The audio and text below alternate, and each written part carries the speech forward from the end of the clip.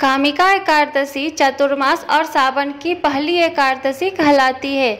इस साल कामिका एकादशी का व्रत 13 जुलाई 2023 गुरुवार को रखा जाएगा।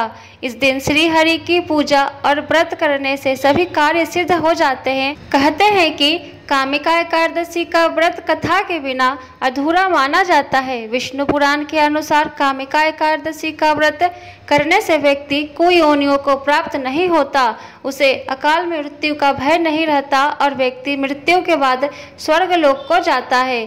तो आइए जानते हैं कामिका एकादशी व्रत की कथा। वीडियो में आगे बढ़ने से पहले चैनल को सब्सक्राइब नहीं किए हैं तो चैनल को सब्सक्राइब कर लें। अर्जुन ने श्री कृष्ण से कहा, हे प्रभु, मैंने आषाढ़ माह के शुक्ल पक्ष की देवशयनी एकादशी का सविस्तार वर्णन सुना। अब आप मुझे श्रावण माह के कृष्ण पक्ष की एकादशी की कथा सुनाने की कृपा करें। इस एकादशी का नाम क्या है, इसकी विधि क्या है, इसमें किस देवता का पूजन होता है, उसका उपवास करने से मनुष्य को किस फल की प्राप्ति होती है। भगवान श्री कृष्ण ने कहा, हे श्रेष्ठ धनुर्धर, मैं श्रावण माह की पवित्र एकादशी की कथा सुनाता हूँ, ध्यान पूर्वक श्रवण करो। एक बार इस एकादशी की पावन कथा को भीष्म पितामह ने लोकहित के लिए नारद जी से कहा था। एक समय नारद जी ने कहा, हे पितामह, आज मेरी श्रावण के कृष्ण पक्ष की एकादशी की कथा सुनने की इच्छा है, अतः आप इस एकादशी की व्रत कथा विधान सहित सुनाइए। नारद जी की इच्छा को सुन पितामह भीष्म ने कहा, हे नारद जी, आपने बहुत ही सुंदर प्रस्ताव किया है, अब आप बहुत ध्यान पूर्वक इसे श्रवण कीजिए। श्रावण माह के कृष्ण पक्ष की एकादशी का नाम कामिका एकादशी है। इस एकादशी की कथा सुनने मात्र से ही वाजपेयी यज्ञ के फल की प्राप्ति होती है। कामिका एकादशी के उपवास में शंख चक्र गदाधारी भगवान विष्णु का पूजन होता है। जो मनुष्य इस एकादशी को धूप दीप नैवेद्य आदि से भगवान विष्णु की पूजा करते हैं, उन्हें गंगा स्नान के फल से भी उत्तम फल की प्राप्ति होती है। सूर्य ग्रहण और चंद्र ग्रहण में केदार और कुरुक्षेत्र में स्नान करने से जिस पुण्य की प्राप्ति होती है, वह पुण्य कामिका एकादशी के दिन भगवान विष्णु की भक्ति पूर्वक पूजा करने से प्राप्त हो जाता है। भगवान विष्णु की श्रावण माह में भक्ति पूर्वक पूजा करने का फल समुद्र और वन सहित पृथ्वी दान करने के फल से भी ज्यादा होता है। व्यतिपात में गंडकी नदी में स्नान करने से जो फल प्राप्त होता है, वह फल भगवान की पूजा करने से मिल जाता है। संसार में भगवान की पूजा का फल सबसे ज्यादा है, अतः भक्ति पूर्वक भगवान की पूजा न बन सके तो श्रावण माह के कृष्ण पक्ष की कामिका एकादशी का उपवास करना चाहिए। आभूषणों से युक्त बछड़ा सहित गौदान करने से जो फल प्राप्त होता है, वह फल कामिका एकादशी के उपवास से मिल जाता है। जो उत्तम द्विज श्रावण माह के कृष्ण पक्ष की कामिका एकादशी का उपवास करते हैं तथा भगवान विष्णु का पूजन करते हैं, उनसे सभी देव नाग किन्नर प्रेत आदि की पूजा हो जाती है। इसलिए पाप से डरने वाले व्यक्तियों को विधि विधान सहित इस उपवास को करना चाहिए। संसार सागर तथा पापों में फंसे हुए मनुष्यों को इनसे मुक्ति के लिए कामिका एकादशी का व्रत करना चाहिए। कामिका एकादशी के उपवास में भी पाप नष्ट हो जाते हैं। संसार में इससे अधिक पापों को नष्ट करने वाला कोई और उपाय नहीं है।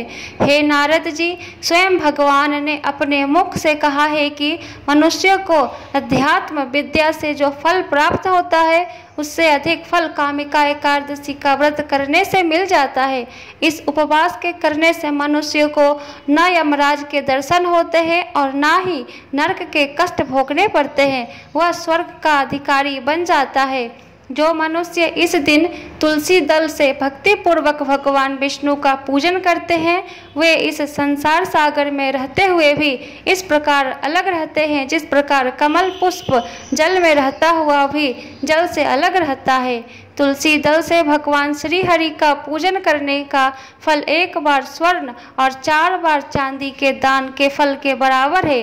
भगवान विष्णु रत्न, मोती, मणि आदि आभूषणों की अपेक्षा तुलसी दल से अधिक प्रसन्न होते हैं। जो मनुष्य प्रभु का तुलसी दल से पूजन करते हैं उनके सभी पाप नष्ट हो जाते हैं। हे नारद जी, मैं भगवान की अति प्रिय श्री तुलसी जी को प्रणाम करता हूँ। तुलसी जी के दर्शन मात्र से मनुष्य के सभी पाप नष्ट हो जाते हैं और शरीर के स्पर्श मात्र से मनुष्य पवित्र हो जाता है। तुलसी जी को जल से स्नान कराने से मनुष्य के सभी यम यातनाएं नष्ट हो जाती है। जो मनुष्य तुलसी जी को भक्ति पूर्वक भगवान के श्री चरण कमलों में अर्पित करता है उसे मुक्ति मिल जाती है। इस कामिका एकादशी की रात्रि को जो मनुष्य जागरण करते हैं और दीप दान करते हैं उनके पुण्यों को लिखने में चित्रगुप्त भी असमर्थ है। एकादशी के दिन जो मनुष्य भगवान के सामने दीपक जलाते हैं उनके पितर स्वर्ग लोक में अमृत का पान करते हैं। भगवान के सामने जो मनुष्य घी या तिल के तेल का दीपक जलाते हैं उनको सूर्य लोक में भी सहस्त्रों दीपकों का प्रकाश मिलता है। पौराणिक कथा के अनुसार एक गांव में एक शक्तिशाली व्यक्ति रहता था। उसका स्वभाव बहुत क्रोधी था। इन गांव के ही एक ब्राह्मण से उसका झगड़ा हो गया। विवाद में बलशाली व्यक्ति ने ब्राह्मण की हत्या कर दी। ब्रह्म हत्या का दोषी होने की वजह से समस्त गांव वालों ने उसका सामाजिक बहिष्कार कर दिया। समाज से निष्कासित होने पर उसने एक ऋषि से इसे पूछा कि वह कैसे इस दोष से मुक्त हो सकता है।